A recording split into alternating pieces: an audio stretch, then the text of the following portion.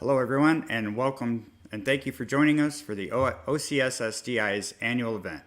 I'm Steve Michelle, a 3-year trustee with the Ohio Council of Skin and Scuba Divers Incorporated, and I'm thrilled that you're here with us tonight because in just a short time, my friend Lyell Hogg, co-creator of the popular YouTube channel EVERYTHING SCUBA and PADI IDC instructor, will be here to share his amazing story of survival after having a cardiac incident on a live-aboard dive cruise in Mexico.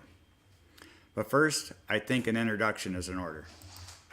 For over 60 years, the Ohio Council of Skin and Scuba Divers has been dedicated to promoting safe diving, protecting our underwater heritage, and providing educational opportunities for divers throughout the state.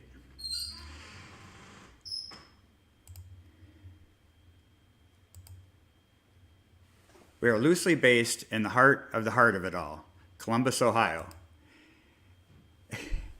The council's leadership are volunteers who come from all over the state, from the shores of Lake Erie to the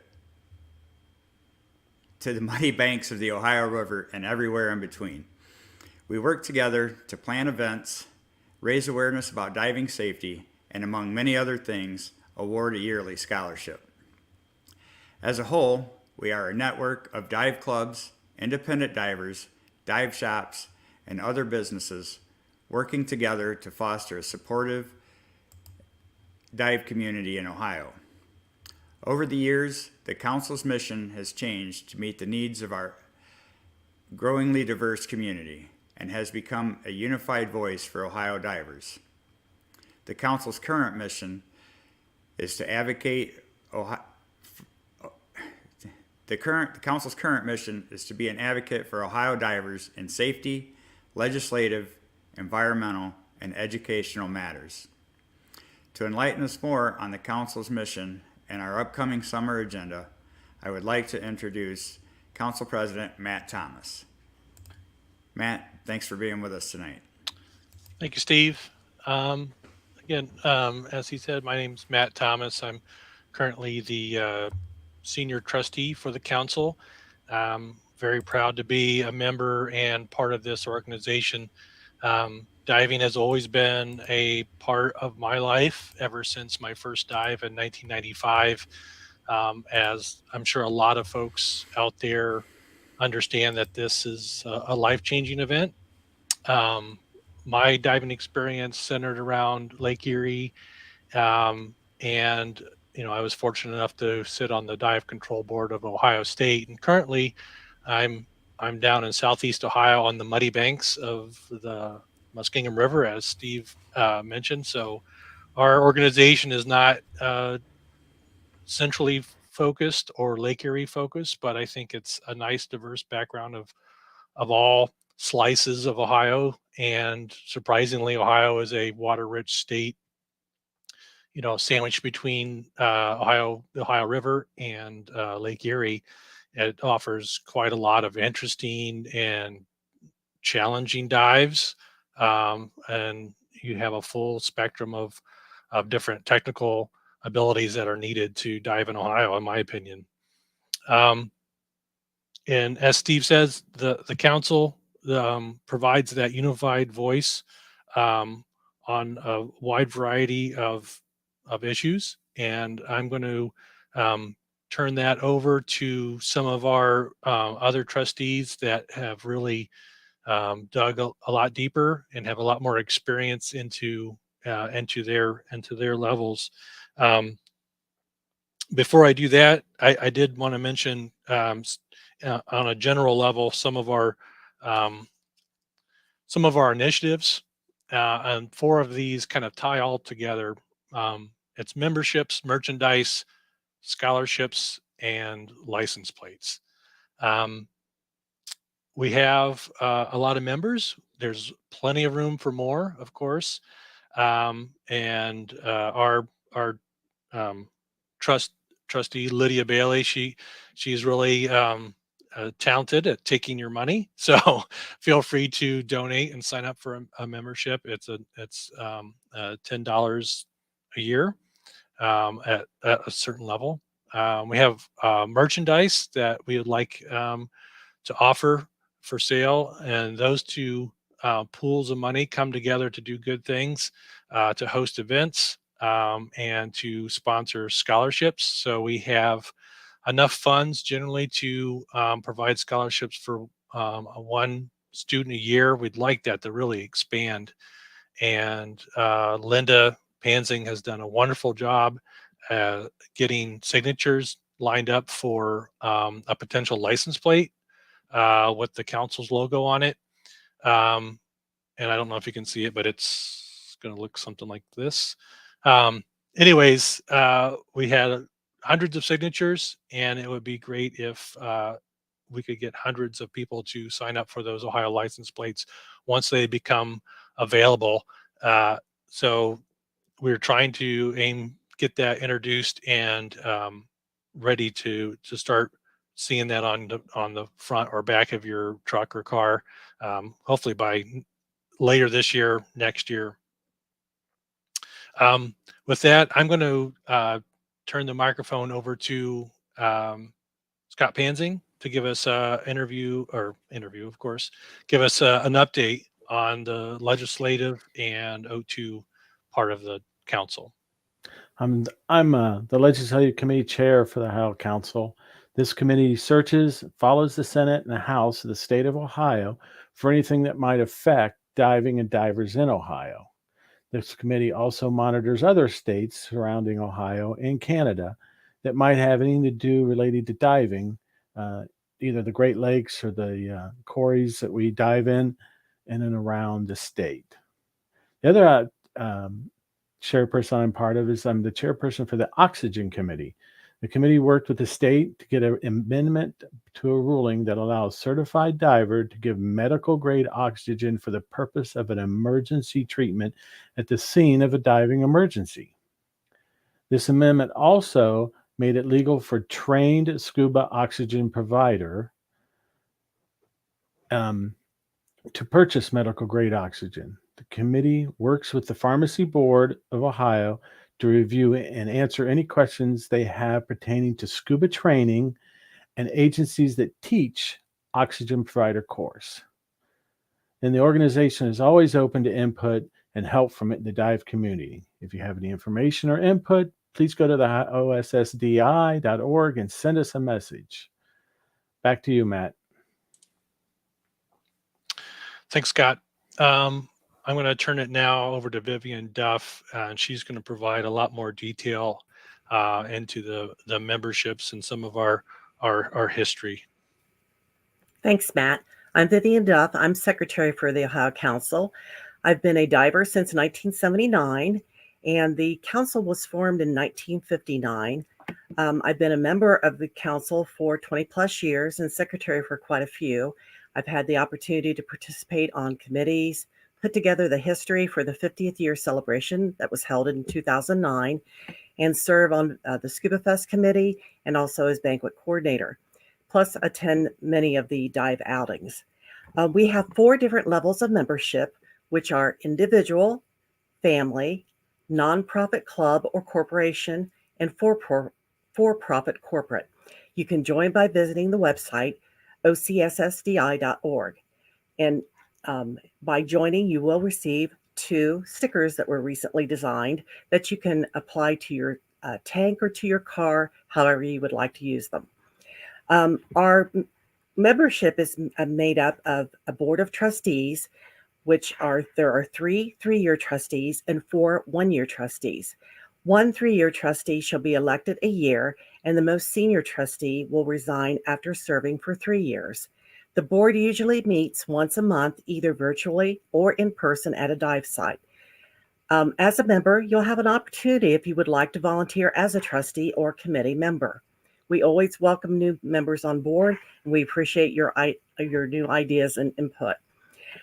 We also would like you to join us and participate in the various dive events that we hold each year. We have Dive Ohio Days, where we do Feed the Divers. So Bill and Renee Songer of the TA Club graciously volunteer to cook hamburgers and hot dogs, and then we have those plus side dishes and usually water for divers who are on site joining us that day for a fun day of diving, and they have lunch provided to them for free. Now, our upcoming events that we have scheduled tentatively for this year are Saturday, May 20th at Circleville, Saturday, June 17th at White Star Quarry during the Mast Refresher event, Saturday, July 15th at White Star Quarry, which is Women's Dive Day weekend, and then Saturday, September the 9th at Gilboa Quarry, which is their customer appreciation event. All events will be promoted via our social media, where you can find us on Facebook, Instagram, or Twitter. And I'll turn it back over to Matt. Thank you. Thanks, Vivian. I think we're moving right along, and I'm going to I'm really proud to introduce our speaker. And I want to give thanks to Steve Michelle for bringing Lyell in front of our camera here and telling us a little bit about his story. I'm going to read a little bit of his bio, so you have a good grounding on where he comes from. So Lyell grew up in Southwest Scotland, a small fishing village, and has always had a fascination with the underwater environment, as do most divers. He left the UK in 1992 and moved to the great landlocked state of Iowa. And when he did that, he of course continued to think of the sea and his growing up. After completion of his surgery residency, he pursued training in scuba, and he completed his PADI open water certification in the U.S. Virgin Islands, St. Croix in 2015. Physics and physiology of diving naturally fed into his underlying love of science and his ability to introduce others to the wonders of the underwater environment. He completed his open water scuba instructor certification in 2017, and he worked under 3 different course directors in the U.S. Virgin Islands and ultimately led his IDC staff instructor certification. While in Iowa, Lyell went on to appreciate and train in the freshwater environments. The Ohio, of course, is freshwater, so we have that connection with Lyell. Further experience in cold water. He has a well-rounded appreciation for diving and instructing in multiple environments and disciplines. Lyell was on staff with North Iowa Scuba in Mason City, Iowa, until its closing due to COVID pandemic restrictions, but remains on staff with Sweet Bottom Dive Center in St. Croix. Lyell holds a passion for digital video production, and with his fellow dive instructor Josh Lawrence, formed a YouTube channel called EVERYTHING SCUBA. The goal of EVERYTHING SCUBA has always been to promote scuba diving in all its forms in a positive and informative way, delving into the science behind scuba diving and providing insight into ways in which divers can become safer divers, and have a better understanding of the diving world. So interestingly enough, on May 13th, 2021, the day before his 50th birthday, it sounds like Lyell has a birthday coming up. On the first day of a liveaboard trip on the Socorro Islands, Lyell suffered a cardiac event, and what ensued was something that he or any other scuba diver would never want to experience. It led him to revelations on what can and does occur to an otherwise healthy diver, and how we can protect ourselves in terms of health and finances. So I am going to turn that over to Lyell. Hey, good evening. I appreciate the Ohio Council's invitation to come and talk to you guys this evening. Wish it was about something that happened to someone else and not me. It's a little ironic that our channel concentrates on safety and training, and I'm the guy that ended up in trouble. And so with your permission, I'm going to just kind of walk you through the events that occurred. Yeah, it's almost 2 years to the day. Next Saturday, May 13th, would be 2 years from that event. So as Matt talked about, always been passionate about the sea, always been passionate about the underwater environment. And there was probably 4 or 5 years ago, I saw a photograph in Scuba Diver magazine where there was a whale shark being followed by a giant manta ray, and looping under those were a group of bottlenose dolphin. And I thought that absolutely had to be a fake photograph. And so I did a little research and found out that the photographer took that in and around the Socorro Islands. So that became my bucket list trip for my 50th birthday. And again, with my passion for underwater photography and videography, I thought that would be an amazing way to have my 50th birthday. So we set off to Mexico, down to Cabo San Lucas, boarded the Nautilus Bellamy. I was with my ex-wife at the time, and very excited about this trip. And for those of you that know about Socorro, to call them a group of islands is maybe generous. There's really only one island, the actual Socorro Island itself, that has any people on it. The rest are basically large rocks that stick up out of the Pacific Ocean, but they have a wealth of large pelagic animals that divers, show up to see. It's about a day and a half sail south of Cabo San Lucas. So we had some time on the boat to kind of get prepared, setting up equipment, getting our camera gear ready. And there was a series of lectures that the staff put on that were really informative. And obviously they concentrated big time on safety because they're a long ways from anywhere. They really wanted to know that, divers were not going to do crazy stuff. And so that became really ingrained into us, which was, again, kind of ironic given what happened to me. On the first morning that we arrived there, typically the way that Nautilus dives is they'll load divers onto skiffs, and the skiff will take you out to the dive site. Everybody back rolls in, and we start and end our dive that way. But on the first day, we were going to do a checkout dive, and the Bellamy was anchored in about 60 feet of water, so it wasn't very deep. And we just wanted to get our weighting down. I wanted to make sure my camera was nicely neutrally buoyant. And the thing that I didn't realize is that about 24 hours prior to that, a tropical storm had gone through that area, so I'd really churned up the water. And we were the last group to get in the water. We were just going to giant stride off the back side of the ship from the dive deck. And again, I had a big rig camera with me, and so I chose to go last. The rest of my group were already in the water. They were holding on to the tagline. And as I handed my camera off to the crew member and got into the water, when I emerged and turned around, I was already 30 to 40 feet away from the backside of the ship and rapidly moving in the opposite direction. The current was kind of like a raging river. I'd never quite been in that much current before. So swimming like crazy, man, to get back to the back of the ship to get my gear. I got to the dive deck. They handed down my camera.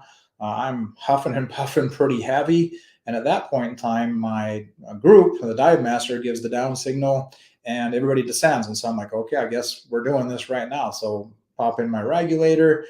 And I was under the assumption that we were simply going to drift, given the amount of current. But the dive master led the group towards, it was a larger shelf of rock that I think she was trying to get some shelter for the divers.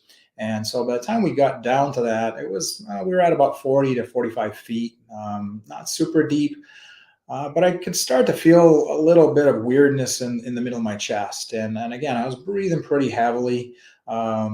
And I was kind of cursing myself. I do suffer from a little bit of reflux. On our trip down there, I'd had a margarita the day before and hadn't taken my normal Prilosec medication. And so I was kind of beating up myself inside my head that I was an idiot for forgetting to take that morning.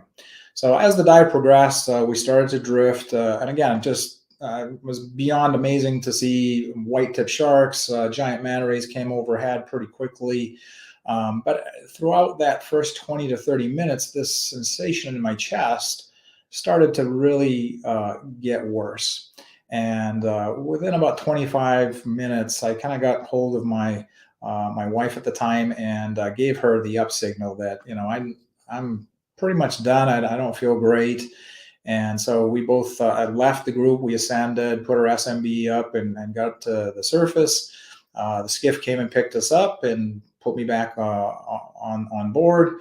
And I mentioned to her, I'm like, I may just sit out the next dive. Typically with Nautilus, you're going to dive usually a minimum of 3, probably 4 times a day on a liveaboard trip. That's one of the greatest things about liveaboards. I mean, if you're a diver, it's an amazing way to travel. And so I'm going to get back to the room. I'm just going to take a little antacid and see what happens. And so I got back to the room, and I took my Prilosec. Within 10 minutes or so, nothing really had changed.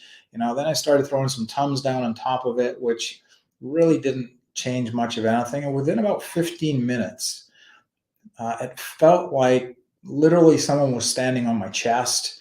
And at the same time, someone started to punch me in my back. And I'm an oral and maxillofacial surgeon. I know a little bit about medicine and knew that this was not a good feeling. And particularly given that I was a day and a half sail away from civilization, that was concerning as well. So I laid down, did what I could. And I knew if I told the crew that this was happening, my trip was over. First dive, first day, I was probably going to be done. But within 20-25 minutes, it was intense enough that, finally we got hold of one of the dive masters, let him know. And I have to say the crew were amazing. Within seconds, they were in the room. There was actually another physician on board. He came down to evaluate me. And I remained conscious the entire time. I just had significant pain in my chest and really just couldn't believe what was happening. They talked to Dan's physicians. They called Divers Alert Network physicians, and they asked me to be put on oxygen. They had a little bit of nitroglycerin on board, and I had actually asked for that. They wouldn't give it to me initially until they'd spoken to a physician. They gave me 1 nitro pill under my tongue, decreased the pain somewhat, and within about 15 minutes, I got a second one, and that really helped to decrease the pain. And knowing something about medicine and cardiac health, that instantaneously led me to believe that there is definitely something wrong with my heart, and that's not a cool thing. I'm generally a fairly active guy. I've never had any cardiac issues before. Just seemed very ironic that the day before my 50th birthday on my bucket list trip that this was happening. But they recommended then that I was to be evacuated from the ship. The problem with that was we were in San Benedicto Island, and it is a 3-hour sail to get to Socorro Island, where there is a Mexican naval base, and that's where I was to be life flighted from. So no one else got to dive the rest of that day, which I feel awful about. They pulled up anchor and sailed as fast as they could. And once we reached that island, doctors were brought aboard from the Mexican naval base. They evaluated me. Again, I remained hemodynamically stable. But I was transported across by speedboat. Waiting ambulance took me up to the runway, and on the runway there was already waiting a small single-engine plane with 3 nurses and a critical care specialist who had flown down from Cabo San Jose. And so I was loaded on board this tiny little plane. My wife at the time was seated in the front. She has some amazing pictures because we flew at 1,000 feet. Above these islands. We weren't going to go to any great altitude because of that initial dive of the day, and arrived at Cabo San Jose, which is pretty close to Cabo San Lucas, and was brought into the ER. And I still really wasn't fully believing that this was a real deal until they took some blood from me, and that showed I had elevated cardiac enzymes. My troponin was elevated. And I had some EKG changes that showed that potentially I had something going on the backside of my heart. And so the cardiologist that was there recommended that we do a cardiac cath. Again, couldn't believe that this is really what was going on. So I go to sleep, and I wake up in the ICU a little bit after midnight. It's now my birthday. And the cardiologist says, "Hey, I got great news. You have no blood vessel problems. You have no blockages." And so that was very confusing to me, because I'm like, wait a second, how do I have a heart attack and don't have any blockages? I mean, I thought that's how it worked. And so he explained at that time that what they saw in the cardiac cath was that maybe I had one blood vessel that was around my heart, one of the coronary arteries, that was filling slowly and may have had what they call a vasospasm. So during that dive, maybe through overexertion, some extra adrenaline that was ongoing, I had closed off that blood vessel, and that essentially simulates, well, not simulates, it creates a heart attack. And so I spent a couple of days in hospital there. Finally got released. I had to pay $30,000 just to leave that Mexican hospital. And I'm still not quite sure if I was someone who didn't have $30,000 to hand over, how would that work? But I didn't ask that question at that time because I really wanted to get back to the United States. And so flew back. And within about 4 weeks, I spent 3 full days up at Mayo Clinic. I'm lucky enough to live about an hour plus away from Mayo Clinic up in Rochester, Minnesota, which is an absolutely phenomenal facility. And cardiology put me through just about every test we can think of. They wanted to check to make sure I didn't have a PFO, which is a little hole from the right side to the left side of your heart, so you can literally shunt blood. And if you have any bubbles within it, maybe you're shunting that over and you're creating problems. And they did a cardiac stress MRI where you lay on a table and you're in an MRI machine, and they put some dye through you while you're just laying there relaxing. And then they give you a stimulant. So it makes it feel like you're running 100 miles an hour. So your heart's pumping away really fast. And then they give you some more dye. And what they're trying to do is see, is there any perfusion defects? Is there any problems with blood flow through your heart? Was there any damage done to the heart during the cardiac event? And I'm thankful to say that nothing showed up on that. I had no cardiac damage. They even at that point had me visit with the hyperbaric medicine physicians who obviously work within pressure chambers. They understand the physiology of what we go through as divers during a dive. And they thought it would be a good idea to try and recreate the events. And so put me in a very large pressure chamber, which had a treadmill on it. And they hooked me up to EKG, had a face mask on, and we did a VO2 max test to see if they could recreate it at 2 atmospheres of pressure. And I wasn't really keen on this idea at the time. That concerned me. But again, I got my heart rate way up there in like 175-ish. Worked hard for about 18 minutes, running uphill about an 18% incline at 4 miles an hour. And we didn't have another heart attack. So at that point in time, cardiology cleared me to return to diving, return to teaching, which I was very, very thankful for. I mean, obviously I was pretty depressed and concerned about what was really going to happen to my diving career based on the events of what had occurred. The sequelae to this, though, is the financial aspect of having an event like this occur. I've always been a pretty cautious guy when it comes to finances, and particularly protecting yourself from a financial perspective with insurance. And we all are aware of Divers Alert Network. If you're not, you absolutely should make yourself aware of them. A phenomenal organization for divers. And I was a Guardian Plan member, so I always carried dive accident insurance. And but I got a little bit of a lesson on how dive accident insurance actually works through this event. So let me lay out some of the costs that were involved here. So my transportation from the ship by emergency flight back to Cabo San Jose, that was an hour-and-a-half flight, and it cost $129,000 for that flight. And during the first 8 to 12 months afterwards, the only thing I knew what it cost was the flight, because we got a bill pretty quickly for that. The hospitalization fee, we really didn't know what was going on. And that's because within the United States, obviously, we have a different health system.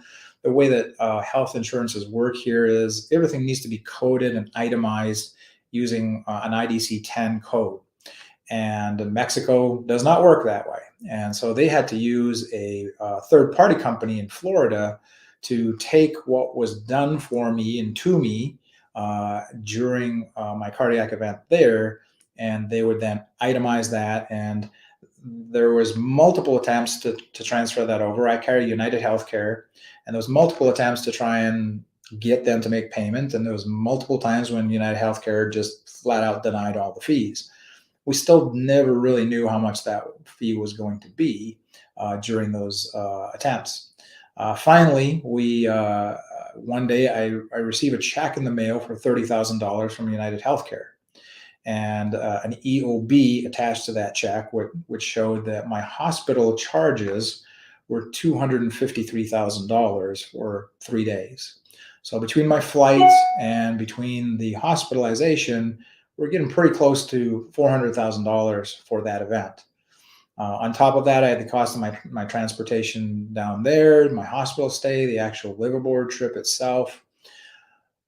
In order for dive insurance to pay for any part of an accident, when it comes to DAN insurance, they will not, if you carry private health insurance, they will not make payment until your private health insurance has made their determination of what they're going to cover for you. And once they have made that payment, you'll receive the explanation of benefits, the EOB from your health insurance. You then turn that over to Dan, and then Dan makes their determination of what they're going to pay. So when it came to the flight, I was pleasantly surprised to see that United Healthcare covered $126,000 of my emergency flight. And so I took that EOB, turned it over to Dan, and within basically 2 days, Dan paid $3,000, and I had nothing out of pocket as it relates to the flight. As it relates to the expenses associated with my hospitalization, my healthcare company stated that they covered the entire thing. Now, one of the things that being a surgeon, I know, is insurance companies don't always cover everything. And many times they may have agreements in place with organizations that if they participate with them and their healthcare, they're allowed to pay maybe X number of dollars less. How much that is, I don't know. All I know is I did not have any out-of-pocket expense, and I had my $30,000 returned to me that I paid to leave the Mexican hospital that day. The main thing that I lost out on was the cost of my trip and flights. I do typically carry travel insurance, and Dan also offers travel insurance in varying ways. Either you can buy that travel insurance on a per trip basis. So if you're a guy that maybe only travels once a year, you don't want to carry an entire year's worth of travel insurance, but you're going to go on a big trip, you can go to Dan, you can specify the dates, and you'll get coverage for that time frame. Or if you're a person that travels routinely, kind of like me, I work out of St. Croix. I'm down there 4 or 5 times a year. I'm teaching down there. I'm diving down there. And so I generally carry their travel insurance as well. But and I almost always set all of my insurances up on an automatic system where every year it just automatically renews. And for some reason, my travel insurance, which I assumed was in place, did not renew. I had not set it to automatically renew. So there was about $12,000 out of pocket that just basically got flushed down the drain, and I left on the table. But it gave me a whole new perspective on what dive insurance can do for you. One other point I should make is if you're ever in a situation where the crew are recommending that you be evacuated from a ship, they specifically need to talk to the physicians at your insurance company to get their permission to do so. If a crew takes it upon themselves to evacuate you from the ship without Dan's physicians giving that approval, they can deny the entire thing. And so the crew did things in the right order for me. They contacted Dan's physicians. Dan's physicians were the ones that recommended I be evacuated. So that set in motion the process that now I have coverage under the policy that I had with Dan at the time. It also brought to light that we can never take anything for granted as divers. I know I've got several thousand dives under my belt. I'm sure many of you out there have even more dives than that under your belt. And there can be times maybe where we become a little complacent about what we do. But what we do is has risk, and we constantly want to be evaluating that risk, evaluating ourselves. Are we physically fit to dive? Are we in a position to be able to manage the stresses and strains of that particular dive environment that we're going to put ourselves in? I never thought that I was ever going to be in this position, but I'm glad I'm still here with you to talk about it today. And I've learned some things out of it that I'm never ever going to descend out of breath ever again. So once again, I appreciate the ability to come and talk with you guys today. If you have had a chance to go out and look at our YouTube channel, it's been pretty quiet on our channel over the past 4 or 5 months. I've had some life events going on around me here, but was just down in St. Croix a couple of weeks ago. We shot some videos down there, a few things that I hope would be educational and entertaining at the same time, which is what we always try to do. So we certainly have some new videos upcoming. Josh and I are still planning on carrying the Everything Scuba flag forward. So I appreciate your time tonight. Well, thank you, Lyle. That was a very informative and interesting story, and I'm very glad that you're healthy and able to share that with us. I'm going to open this up for if there's any questions for the folks that are online. I have several questions, and probably other folks do. Steve, he's managing the thing backstage, and I'm wondering if there's anyone out there that has a question. We did have one question come in from Fred. Fred wants to know if you made it back to Socorro. I have not yet, but it's still in the bucket list. It's one of those things, Fred, where I'm anxious to get back, but also nervous to go back. If you can understand that feeling. It took about 6 weeks after that event, where that was actually I shot a video of that actual day on our channel when we created a video called "Are You Fit to Dive?" And that was the first time I'd gotten back underwater, and that was in a calm, nice, shallow blue water, warm environment of St. Croix. And even that day, I was pretty nervous to get back on the horse, but I absolutely want to get back to Socorro someday, and because it kills me to watch video online of all these divers getting to hang out with these huge animals, and I got 20 minutes basically. Yeah, that's kind of bad. That kind of sucks. Yeah. Eric says hello from Toronto. I'm not seeing any more questions come in. If you're out there, just leave your question. Put your question in the comment, and we will see them. Matt, you said you had a question for Lyle? Yeah, I was just wondering. You said this event happened on the first dive of the first day. Correct. So you weren't able to enjoy any of your trip at all. No, first dive, the first day. Checkout dive, first day. Oh, and so I was wondering how much of that factored into your decision. Did you have reluctance, or kind of like a mental, like, I got to get through this to get to my dive tomorrow? Yeah, absolutely. I mean, pretty foolish in hindsight. Absolutely foolish in hindsight that I thought that, I'm just going to wait for this antacid to take effect and wish this to go away. Again, the learning points that I got from this, and even the fact that I stayed underwater for as long as I did. I mean, if this had exploded underwater, I quite probably would not be here to talk to you guys today. And so my advice to anyone going forward is, at any point in dive, I mean, we all have this attitude in the dive community that anyone can call a dive at any time, any reason, for any reason at any time. And so you should have that same ability while you're underwater. At any point in time, you find that you're in a situation where you're concerned enough about your health that you should abort that dive immediately, and not just, wish for it to go away. I definitely think that my delay in surfacing and my delay in letting the crew know is not what I should have done in hindsight. Absolutely. But yeah, it's kind of hard to know that I was on a 9-day liveaboard trip and this was the very first day, and all of that's going to go away.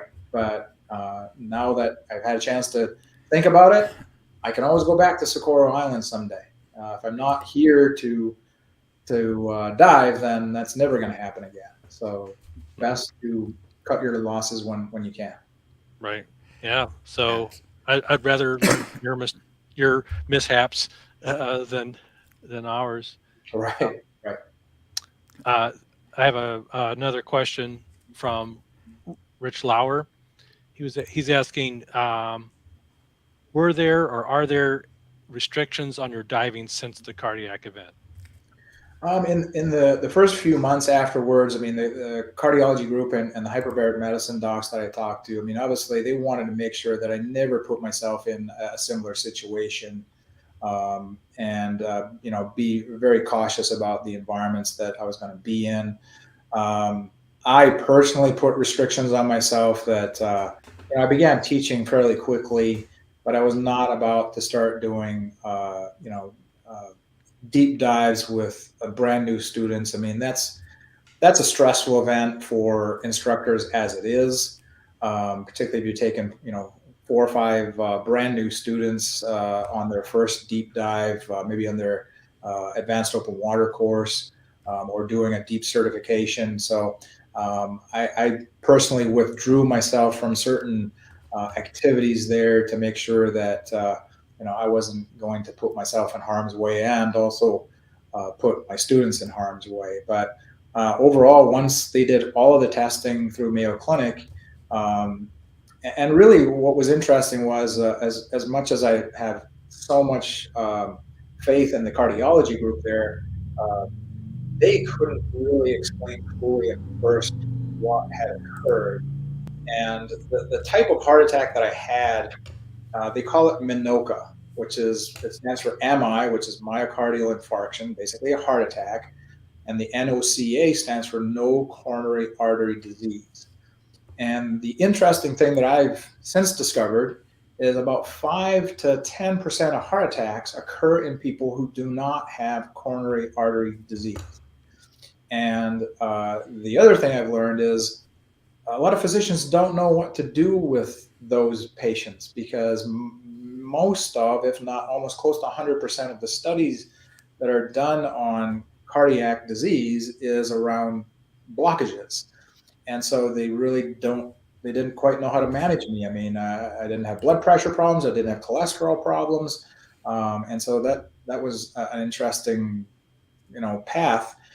But to give them credit, they also put me in touch with and consulted with hyperbaric medicine because they wanted their input into, okay, because of the type of physiologic changes that divers undergo, you obviously load up a lot more volume of blood into your core during a dive because that's, that pressure is squeezing blood into your core. Your kidneys turn over blood a lot faster. Your cardiac output increases. That's why we have that diving response, and our heart rate decreases as we dive because we actually have more blood volume to pump. And so they wanted to get hyperbaric medicine's opinion. And after the testing, they felt like, we don't see any structural damage to your heart. We don't see any structural issues. Be sensible, go dive. Vivian, you had a question also? Yes, my question was, did United Healthcare, or in general anyone's private insurance, did they easily agree to cover all of your follow-up tests at the Mayo Clinic upon returning home to ensure that you were healthy and fit for diving? Yes, I ran into no issues around the testing that was done. Obviously, I shouldn't say the word thankfully, but I'd already used up all of my copays and my insurance for the year in the May event. And so what was ordered. Another interesting thing about Mayo Clinic that I've learned is it's a physician-owned facility, and they don't negotiate with insurance companies the way that most physicians do. If an insurance company wants to participate with Mayo Clinic, their attitude is, if a doctor orders a test, it needs to be covered because we're doing it out of our medical opinion and it's not based on financial reasons. And so I continue to see. I mean, every year I do. Mayo Clinic has what's called an executive health program. So in a 3-day span, I get a battery of different tests done. I've had my heart checked over and over and over again. And so that's another advantage to going to Mayo Clinic is you generally don't see, them put up a fight about whether an MRI is going to be covered or not because they've negotiated that out already with, the vast majority of health companies. Thank you. I don't see any more comments coming in. Does the panel have any other questions for Lyell or anything we want to add? We do. What else? I was going to ask, what else is on your bucket list? And maybe we shouldn't call it the bucket list anymore. Right. Yeah. Well, yeah, I want to get out to parts of Indonesia. I want to do a little bit of muck diving. I don't know if you follow Critter Hunter's channel out there in the Philippines, and he's made a variety of invitations to us to go out and dive with him. It seems like a fascinating area to go dive.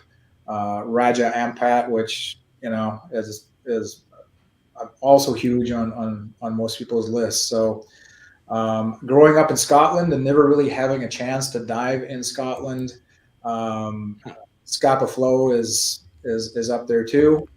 That means throwing on that dry suit and getting ready for some cold water diving and getting to see some World War II battleships, and that's definitely up there too. So Josh and I, Josh is probably a better cold water diver or more friendly to cold water than I am these days. He likes that environment, but yeah, so I got a variety of things that we still love to do.